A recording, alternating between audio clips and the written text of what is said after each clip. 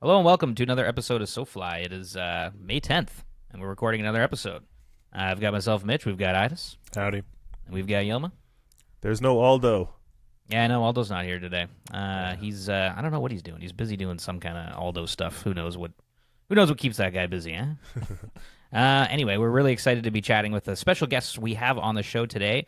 Steve Raymond has been fishing the trout, steelhead, and salmon waters of the Pacific Northwest for more than 50 years. He's also spent much of that time writing about fishing in those places. He's the author of many fly fishing books, including his most recent book, Six Fish Limit.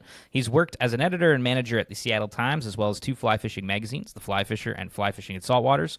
Now he's retired, and Steve and his wife, Joan, live in Whidbey Island in Puget Sound, Washington. But today he is on SoFly. Steve, welcome to the show. Thank you. Glad to be here. Yeah, thanks for coming on, man. Whereabouts are you calling in from today? From Clinton, Washington, on the south end of Whidbey Island, Puget Sound. Oh, beautiful, beautiful. How's the weather out there? It's good for a change.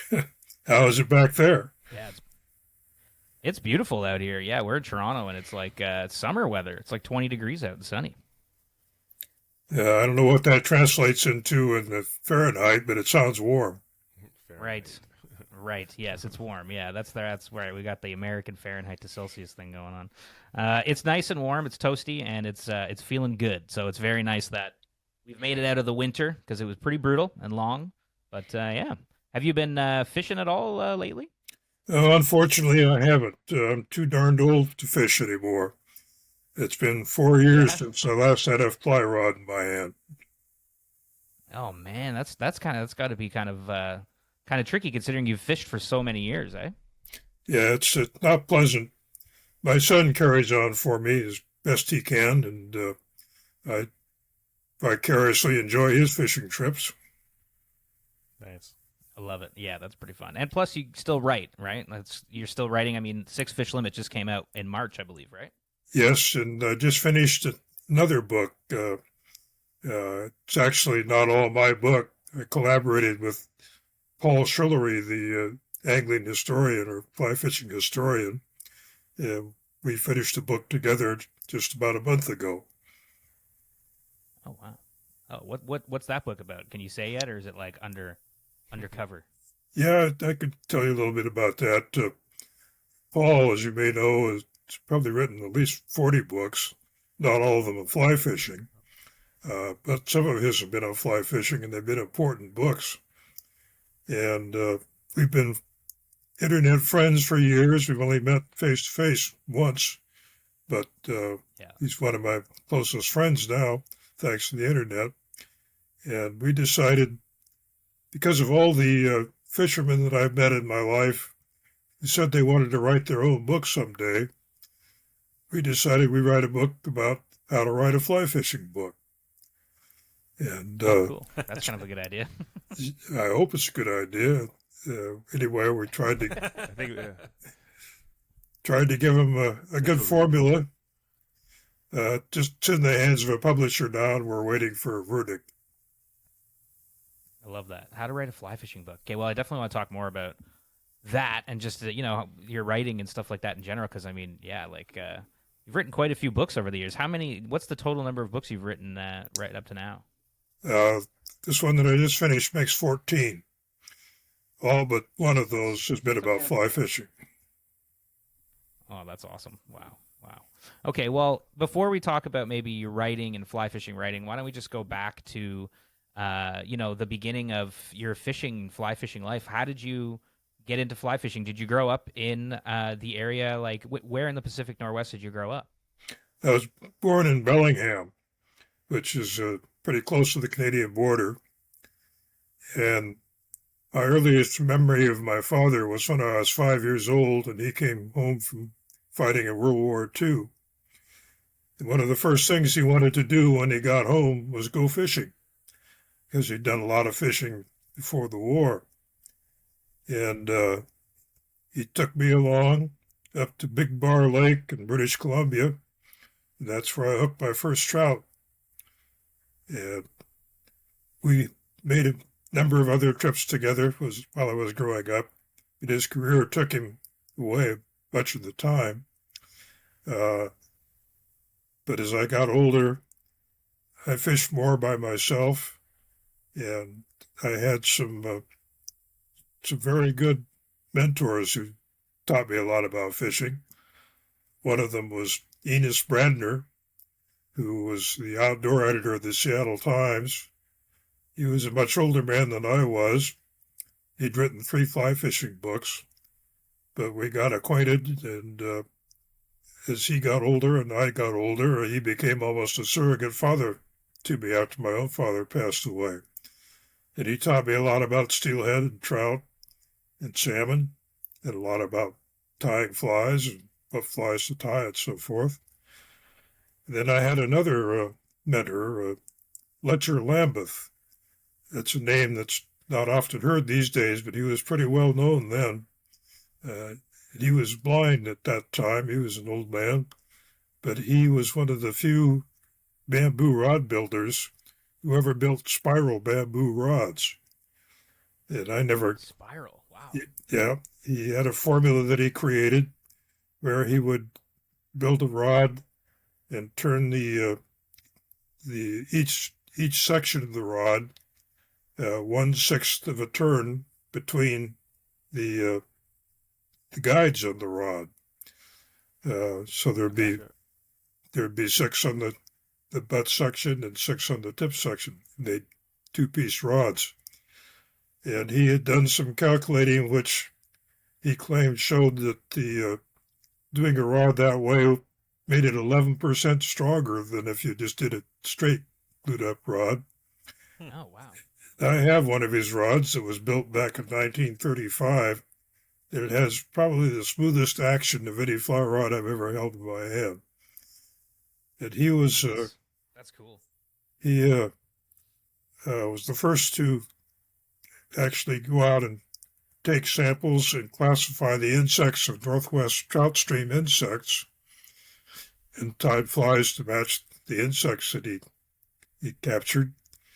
And he corresponded a lot with Preston Jennings, who was probably the leading fly tying author of the early 20th century. And he made all of his own tackle. That was his philosophy. He taught himself how to crochet. And instead of using yarn, he used sail twine, and he crocheted creels. And the spaces between the stitches and the crocheting let the water the air circulate in and out of the creel, and that kept the fish fresh inside. Yeah. And he made one of the first fishing vests ever made, maybe even the first. Nobody really knows. And tied many flies. Probably his best known fly was Lambeth's candlefish. He was named after the Civil War governor of Virginia. His first name was actually Benjamin, and his middle name was Letcher, and he always went by that name. He was a remarkable man. And the other mentor I had was Ralph Wall, who was one of the great pioneer steelhead fly fishers in the Pacific Northwest. Also a great photographer. And he had 2 books to his credit, and he taught me an awful lot about steelhead fly fishing. In fact, I was with him the day I caught my first steelhead. And that's cool. So I also, at the age of 12, found a copy of Roderick Haig Brown's book, A River Never Sleeps, in my father's fishing library. And that book changed my life, not only because of what it said, but how it said it, because he had such a beautiful writing style that it immediately appealed to me. And I tried to emulate it when I started writing books. Mm-hmm. And I did most of my fishing in British Columbia. My father had suffered a really bad injury to his right leg, so he couldn't wade rivers. So that's where we fished, because he liked to fish the lakes, fish out of boats. And that's really where I learned to fly fish. Although later on my own, I ended up fishing many rivers, fishing a lot of salt water. And I discovered there's great fishing in estuaries. Most people don't think much about that. And here in Puget Sound, we have lots of them, and I have a lot of them up in BC too. And they're good for sea run cutthroat. I've caught lots of winter steelhead in estuaries and lots of salmon. So we've had quite a banquet set for us up here in the Northwest. Yeah, for sure. Yeah. That's amazing. So you grew up really with like some pretty incredible mentors, fly fishing, like showing you the ropes and taking you to the water. What was it about fly fishing that had you interested at a young age? Like, what was it about the sport that got you kind of like hooked, I guess, as they say? Uh, well, that's a tough question, I guess the easiest answer is I just love it. It's become my passion. There's something about going out into the wild and matching wits with a wild creature, or matching instincts, trying to fool him into taking whatever fly you've tied, and then give him his freedom back after you've caught him or her, in case it's a female. It's what I've done most of my life, and I'm grateful for the opportunity. How does it feel now as an author to be able to pass this on to younger generations? Well, I hope that's some of what my books do. I've tried to write in most of my books about things that many people don't really notice when they're out fishing. They get so preoccupied with what they're doing, they forget to look at what's going on around them and pick up some of the subtle clues that can help them in their fishing, and appreciate the beauty of the outdoors and all the wild creatures we share it with. I think that's a very big part of fishing. It's part of what got me wrapped up in it. Yeah, for sure. Yeah, like taking that time to just appreciate your surroundings, right? And soak up nature as opposed to just focusing on catching fish all the time. Mm-hmm. Yep.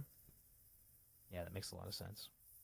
When did you begin writing? Like, how did the writing career start off for you? Well, I started writing right after I learned to read. It just seemed to follow naturally. And I started writing stories when I was in school, some of which got me in trouble. I had one teacher who predicted that I would become either a novelist or an editor. She got one of them right anyway. And it just seemed like the path of least resistance to me. It came naturally to me, and I enjoyed doing it. Sure. And so when I went to the University of Washington, I majored in journalism, became editor of the student newspaper there, raised all kinds of journalistic hell, came pretty close to getting expelled. But I also made a reputation with the local newspapers, ended up working for them for 30 years, for one of them. And my first book came from the experience I had fishing for the Kamloops trout up in British Columbia, because I wanted to learn more about them. I was surprised to find that there was really nothing in the popular print about Kamloops trout. But I had access to the University of Washington Fisheries Library. I started thumbing through all of their journals reports and found out that Kamloops trout had been very thoroughly studied by biologists in BC. There was a wealth of information in the technical journals, and I absorbed that like a sponge. And after a while, it occurred to me that it would be selfish to hold on to all that information for myself. That led to the idea of a book. And that was my first book, An Angler's Study of the Kamloops Trout. And after that, everything just flowed naturally, I guess. So what went into that first book, like in terms of, I mean, that's got to be a lot of like research. And was it hard? Did you find writing that first book to be a difficult task, or did it kind of just flow naturally? Well, at the time I wrote it, I was a newspaper reporter. That was my primary livelihood. And the book was just another kind of reportage because I was relaying a lot of information. But it did require a lot of research, too. I spent a lot of time up in British Columbia visiting fishing camps, uh, accompanying biologists on some of their projects and so forth. Made some lifelong friends in the process and caught a lot of fish. So wasn't just a labor, it was a labor of love. Yeah, true. Yeah, you got to actually fish and enjoy it and turn it into a book. I mean, that's great. Was it hard finding that first publisher, or how did that kind of process work? Well, I was ambitious enough to try selling the book to some of the big, what I call meta publishers, and I got Right. 2 or 3 rejection slips right off the bat. But one of my close friends, Alan Pratt, who was the chief editorial cartoonist at the Seattle Times, and also a great fly fisher, one of the funniest men I ever knew. He had just finished doing illustrations for a book written by a writer down in Oregon who had it published, and he gave me his name and phone number, so I called him up and asked him how he went about it, and he told me. And the book, the publisher that published his book was Winchester Press, which was just brand new then. So I queried them, and they bought the book. Nice. And they became my first publisher. Nice. That's awesome. I like that. That's awesome. And then from there, writing kind of you just kind of kept going with it, and the book Exploded. thing just kind of kicked off, and you just kept writing. Yeah, that's pretty much how it worked. Still doing it, or Yeah, trying that's to. Yeah. So I'm curious. It's after you were kind of had some success as a writer, and we're still an avid angler. Did it change your perspective on fly fishing to more of like through the eyes of an author versus just as someone who's just doing the activity? Well, I think one way it may have changed me a little bit was I soon found out that writers about fly fishing have an enormous amount of power, and they have to be careful about how they use it, because you can destroy a place by writing about it. And Yeah. if you do write about a place that's fragile and subject to being overrun by people, you have to do it in a very cautious way and try to make them feel the responsibility that they have for it too. Right. Some writers don't do that, and I think we see the consequences of that, unfortunately, in a lot of different places. Mm-hmm. So I've always tried to be cautious about that and tell them that those places are not free. They're not just for you. They're shared by everybody, and Exactly. to keep them, we have to protect them.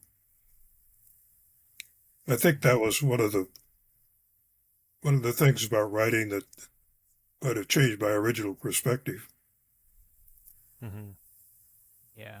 Yeah, it's a Yeah, tricky. it's true. It's a tricky thing when when a kind of a hobby or an interest that you're passionate in starts becoming your livelihood. It kind of seems like it can change your perspective on it for better or for worse in some situations. Right. Yeah. Did the job of writing ever kind of did the fun of, I guess, fly fishing ever? Did the job overtake, I guess, the fun of it ever in your life, or has it always just been, this is awesome? I can't wait for this answer. I'm intrigued. I'm not sure how to answer that. I love both, but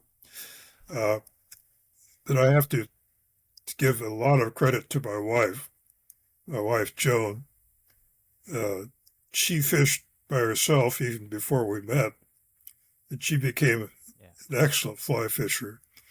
And we fished together all the time until our children came, and then she willingly took over management of them and let me go fishing, which is, I think, more than I deserve or more than any man deserves. But we've had a wonderful life together. Our 60th anniversary is coming right up, and she hasn't fished in a long time, but I'm sure she could pick up a fly rod and take care of herself right now if she wanted to. That's awesome. Yeah, that's awesome.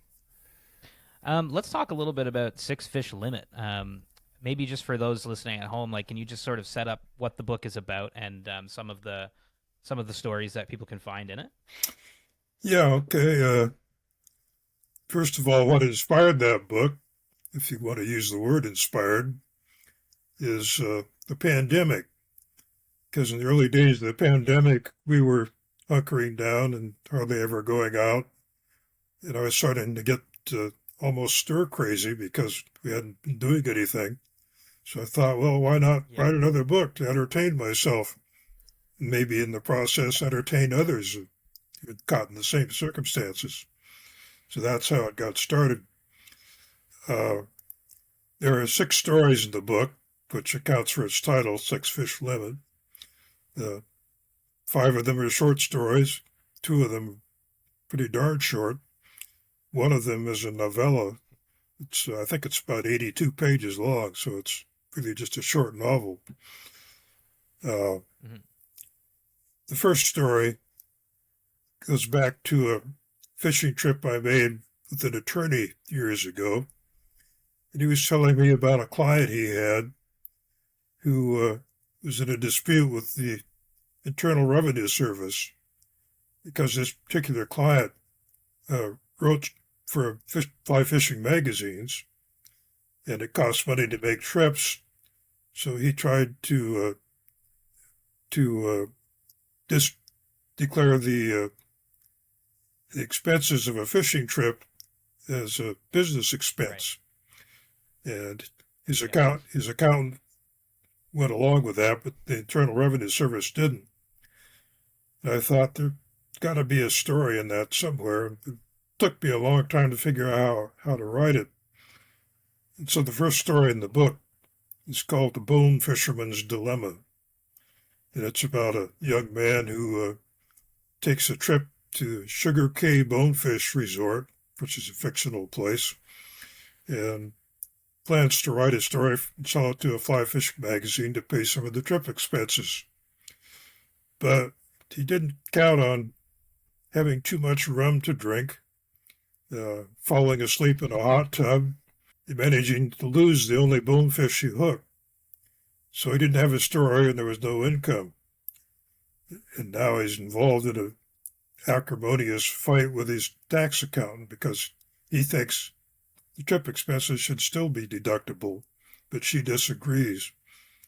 And their situation gets angrier and angrier until almost at the deadline for filing income tax returns, he comes up with a very novel way of deriving some income from his experience, which allows him, presumably, to uh, deduct his traveling expenses. And I would suggest that nobody try to do this in real life. But, Yeah. I did it this year.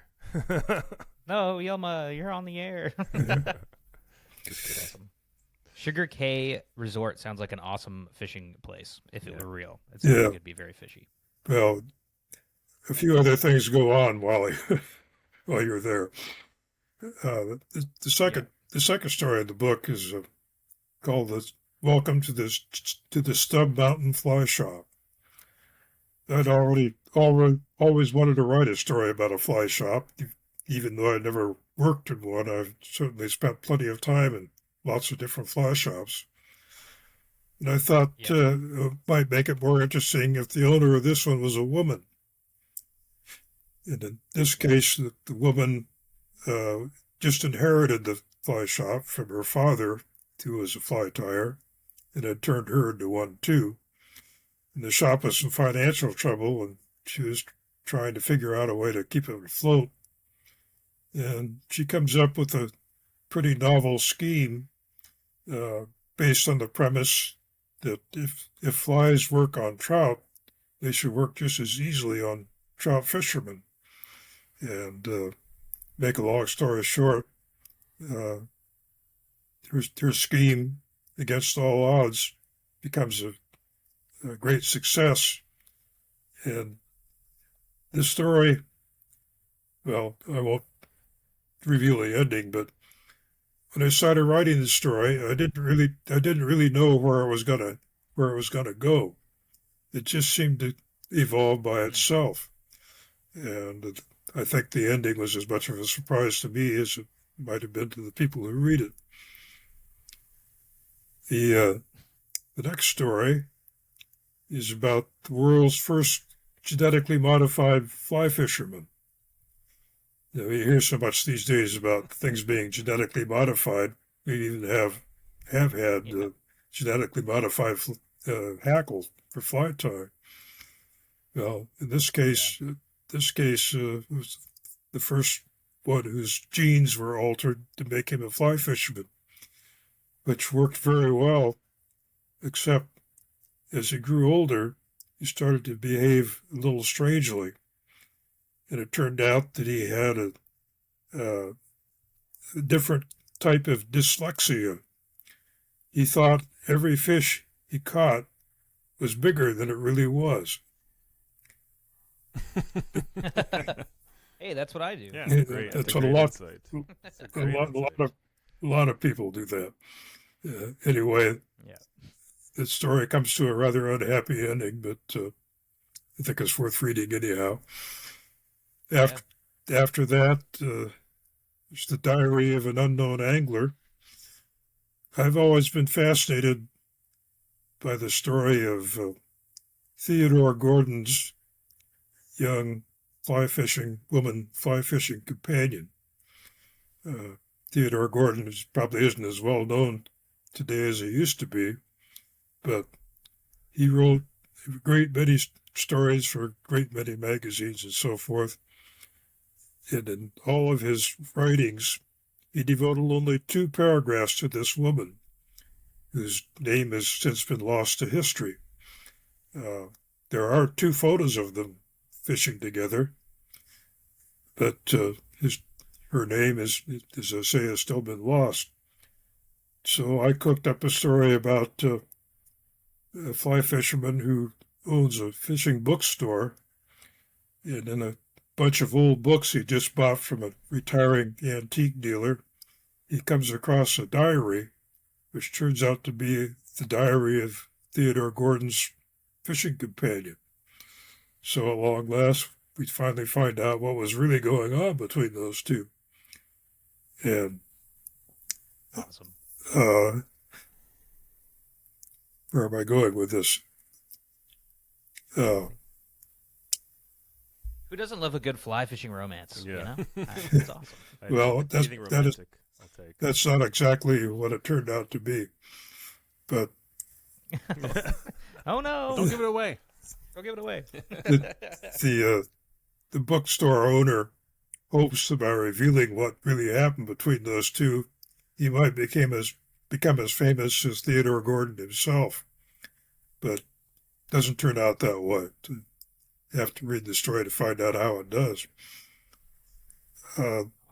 The longest story in the book, the novella, is called The Man in Black Waders.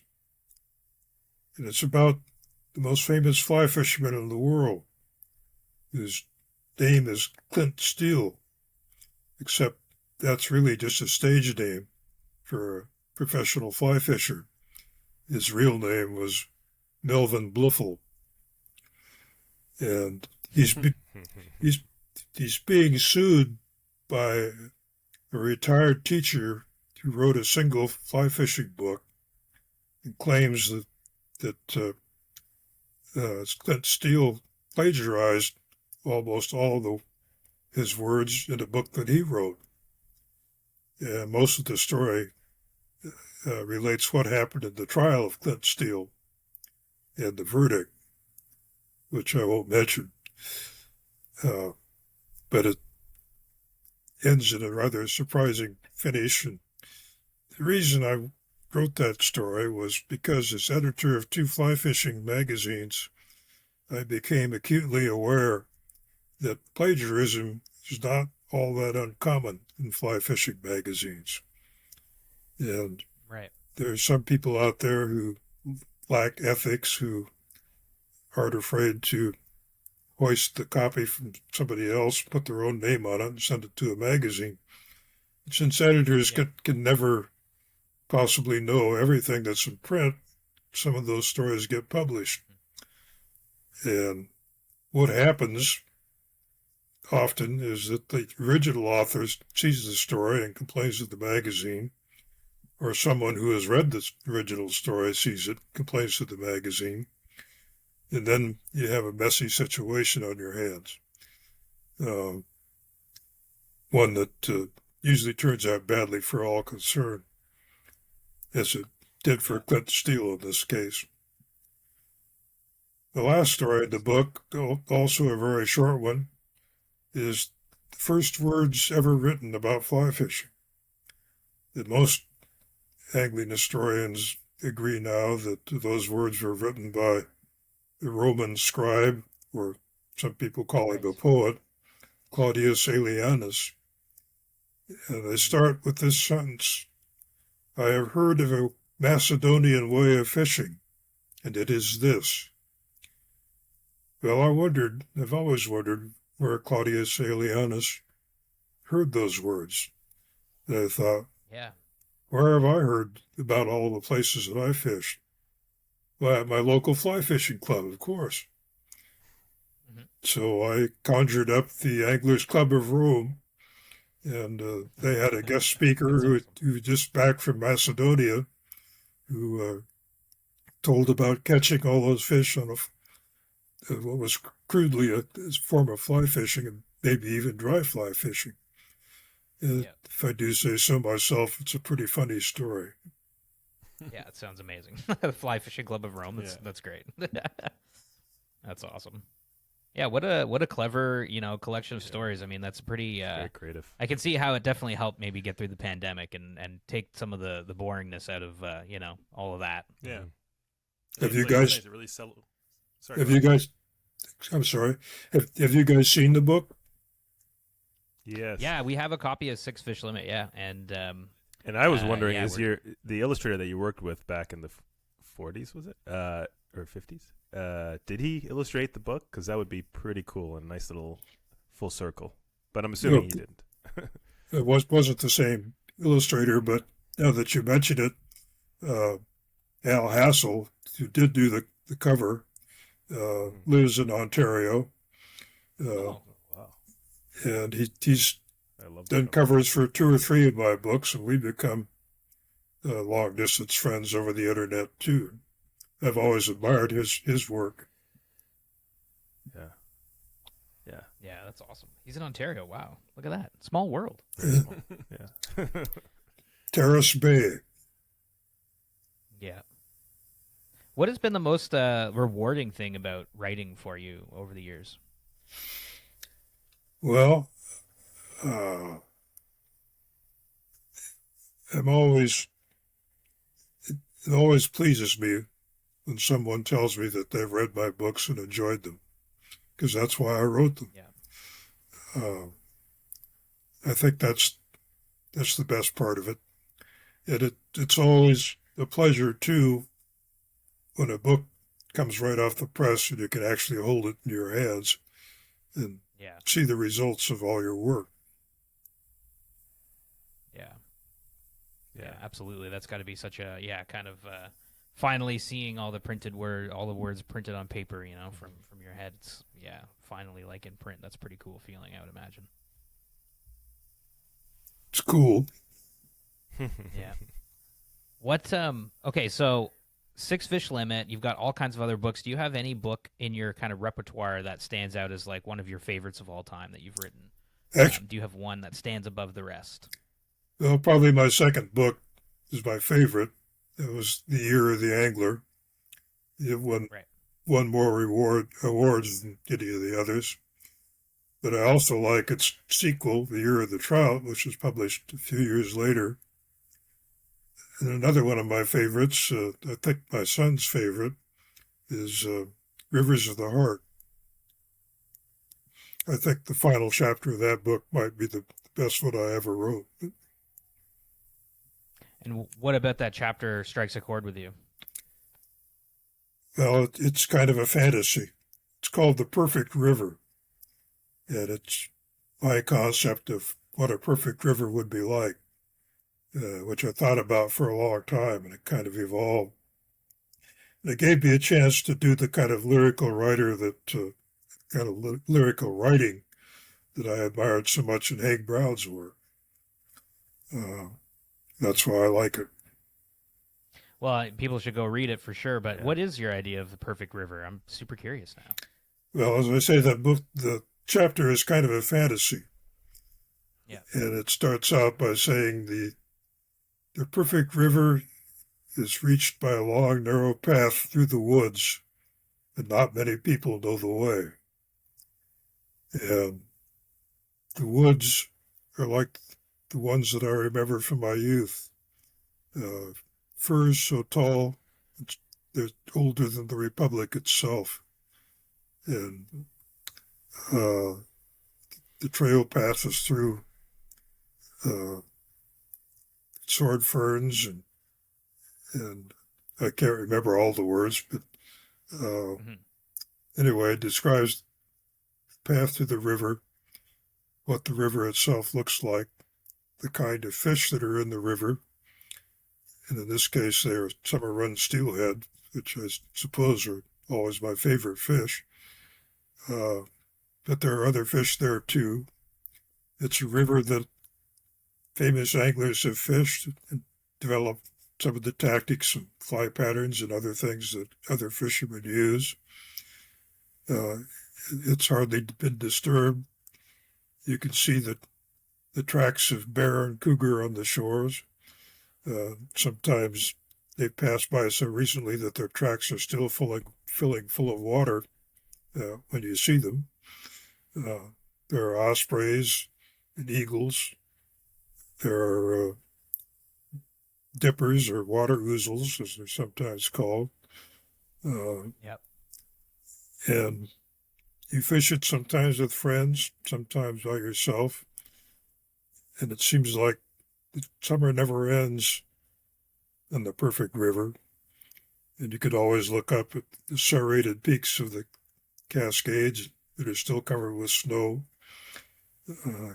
Describes the pools and the riffles, and how you sometimes meet with your friend at the end of the day and build a driftwood fire in the river and share a couple of cups of whiskey and talk about the day's fishing. And that, in a nutshell, is my vision of the perfect river. That sounds like my vision of the perfect river too. That sounds pretty good. It's awesome. That sounds amazing. Yeah, I love that. It also sounds like probably the rivers that you fished a lot when you were younger as well.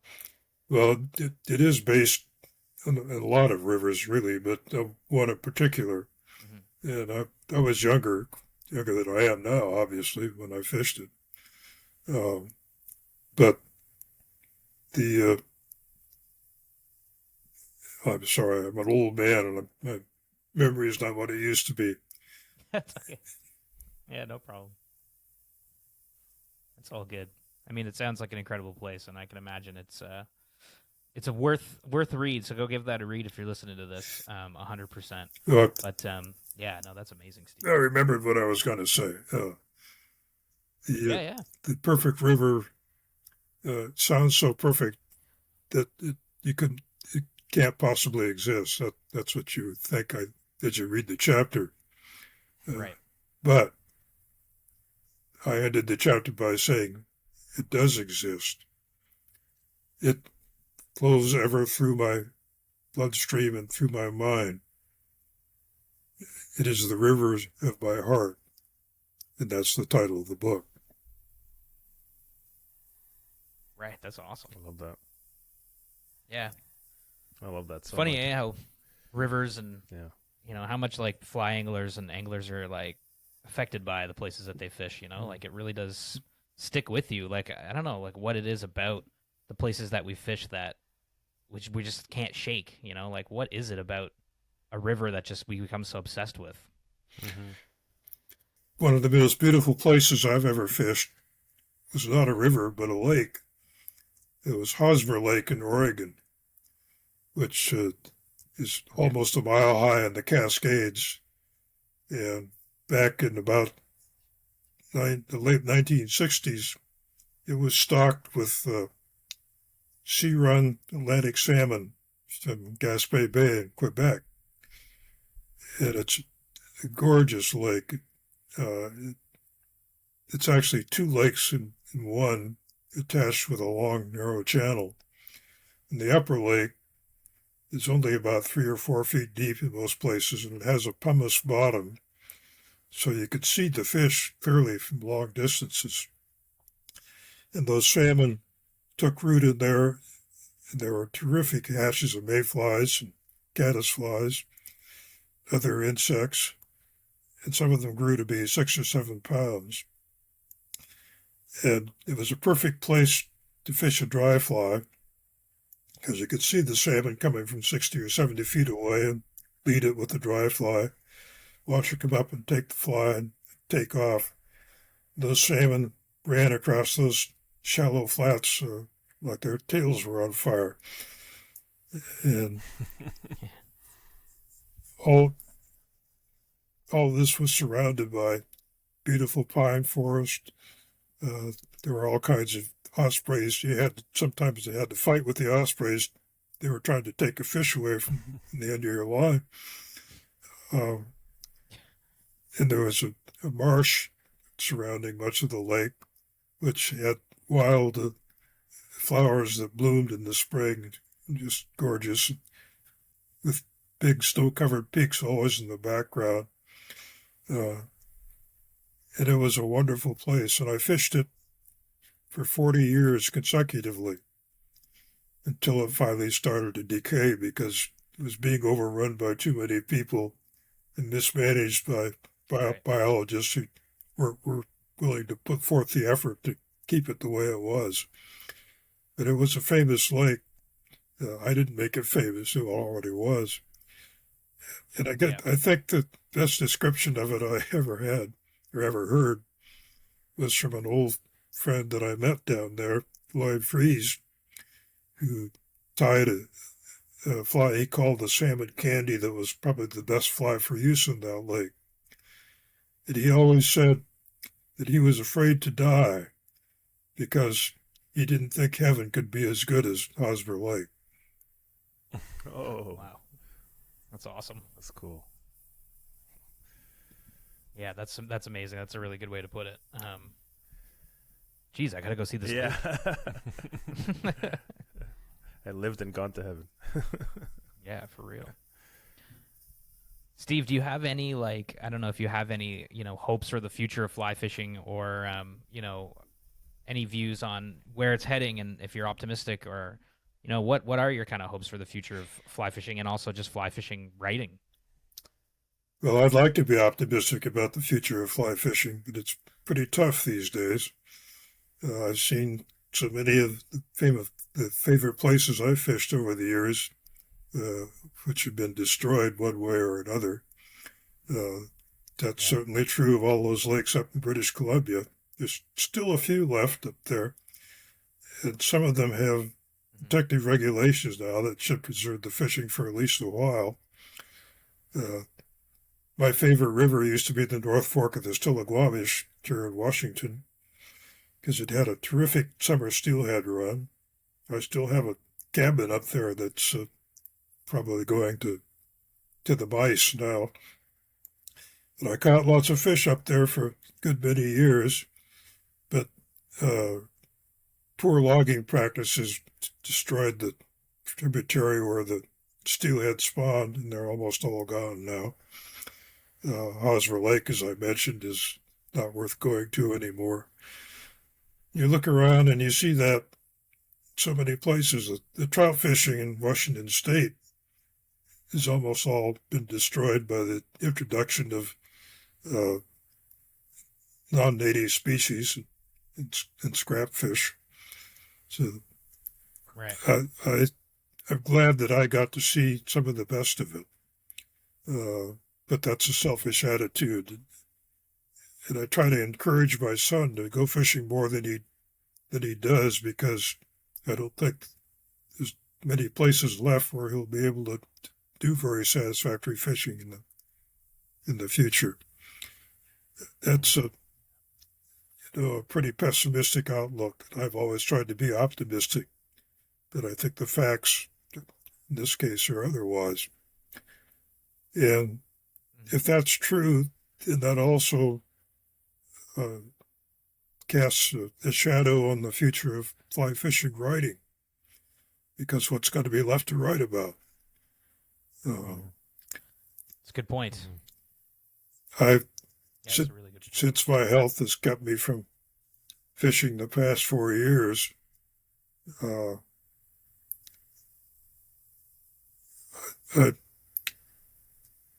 don't think I've missed very much. I'm just grateful for the fun that I've had. Yeah. Yeah.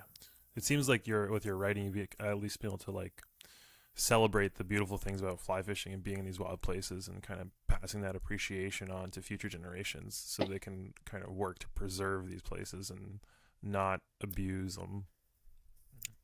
Well, I think a lot of people are trying to do that, but the problem is that there are too many people who aren't doing it, and they're taking a heavy toll.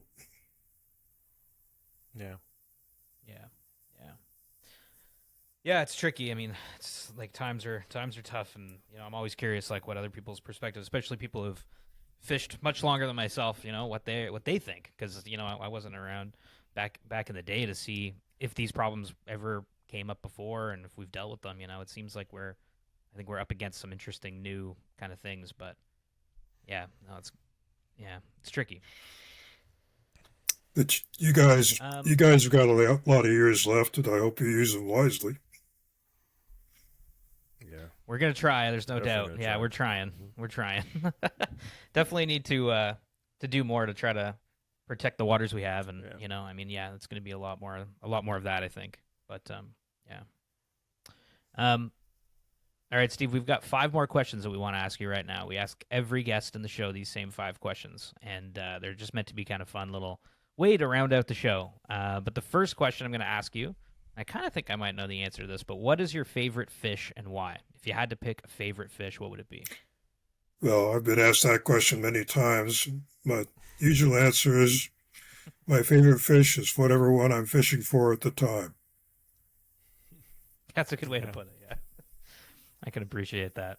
It's philosophers. It's hard to pick a favorite fish. I thought you were going to say steelhead, to be honest, but that was going for an easy answer. Yeah. I love it. Okay, number 2 is, if you could fish anywhere in the world right now, let's just say you could go out and fish anywhere, and it's going to be an amazing fishing experience, where would you go? That's a good question. One place I've always wanted to go, because I was invited there once and never was able to take advantage of the opportunity, is Tasmania. There's some wonderful trout fishing in Tasmania. I've always wanted to fish for Atlantic salmon in Iceland. Never had that chance either. Oh wow! Recently, I met a fellow who had just come back from fishing for sea-run Arctic char in Greenland, and had a spectacular time, and had the pictures to show for it.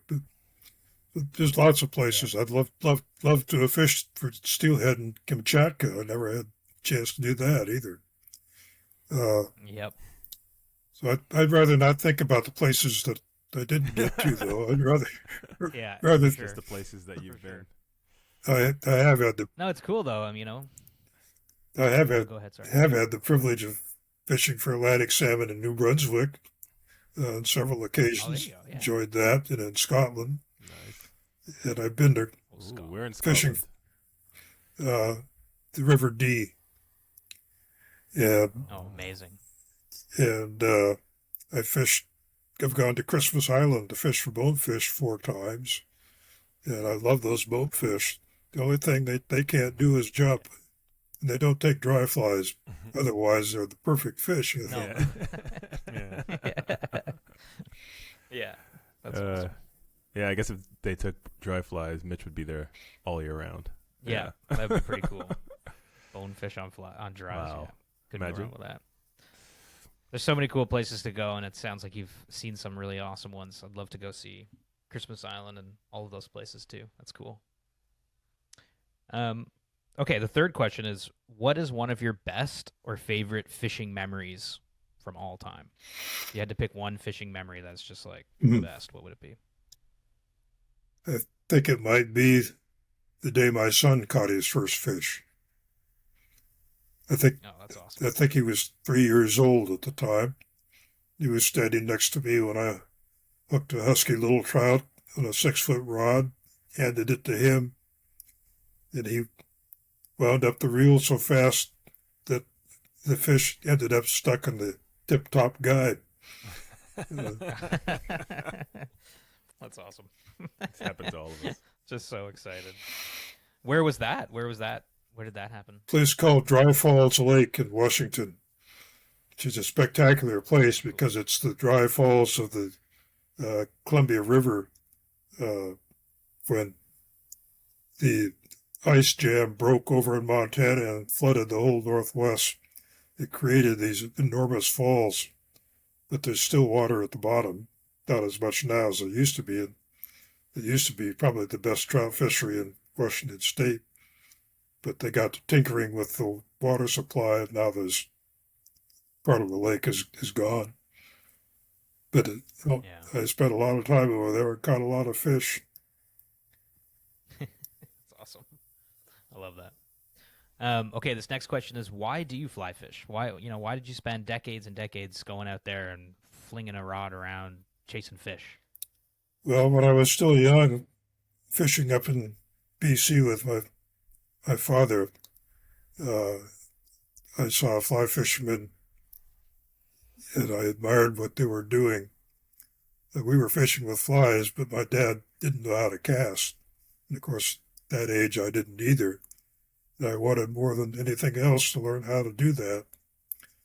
And eventually I had to teach myself, but I finally got pretty used to casting. And I guess that was the best thing. Steve, did you end up teaching your dad how to cast after you figured out how to cast? No, unfortunately, he passed away at far too young an age, so we never had a chance to fish very often together. Yeah, that's tough. It's good that you had all those mentors, though. I mean, it sounds like you obviously were fly fishing with like some of the great fly anglers of, the Pacific Northwest for sure. That's pretty cool. Yeah, as editor of 2 fly fishing magazines, I also had the opportunity to meet a lot of famous fly fishermen of the 20th century. I fished once with Lefty Cray. Oh, no way. Yeah, he was the real thing. I can tell you that. Yeah. I knew Arnold Gingrich quite well. Oh, wow. Just him. And those 2 come immediately to mind, but there are quite a few others, too, that I never got to fish with, but often corresponded with. What was it like fishing with Lefty? Like, was that, what was that experience like? Well, as I say, he was the real thing. We fished the Henry's Fork over in Montana or Idaho. And just for fun, Lefty cut the hook off of his fly. And those are very difficult trout in the Henry's Fork. Yeah. With the flyless hook, he rose the same trout on 13 consecutive casts. And I've never seen anybody do anything like that before or since. Yeah. And of course, he was such a funny guy. It was so much fun to be with. Yeah. Yeah. Yeah, Lefty. I've heard lots of stories about Lefty, and he was always that one. I always wish I got a chance to meet him. He seemed like such a nice fellow. But yeah, that's cool that you got to fish with him. Okay, the last question of these 5 questions, Mitchie's Fishies 5, is: if you were a fly, what would you be? What fly pattern best represents you, and why? I'd be a blue upright. That's Oh, nice! I left that in zero hesitation. yeah. I don't think I've heard anyone say that. Be size 16 dry fly. That's the name. It's been used in other flies, I think, but it's the name I gave a fly that I tied myself to match the Callibatus hatches that are ubiquitous in so many western lakes, and particularly in Hosmer Lake, as I mentioned. And I caught a lot of big Atlantic salmon on that size 16 fly, and the mayfly hatch was on. Jeez. On a slice, awesome. size 16. Size 16 blue upright. Why that fly? What about that fly? I just would make it unique? Well, I named one of my books after it too, so I guess I just like the name. It's a great name. It's a great fly. That's awesome. I love that. Well, Steve, that's all the questions we have for you, man. Like, thank you so much for taking the time to chat with us about there's so much we could talk about. You know, it's a really incredible fly fishing writing life that you've lived, and it was just an honor to get to sit and speak.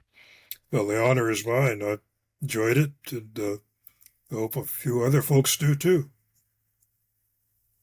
Absolutely. Oh, I'm sure they will. Hopefully, it's probably, if they don't, it's because of us. So thank you so much, Steve. That was great to get to chat, and we hope you have a great day. Thanks, you guys, and I wish you the best of fishing.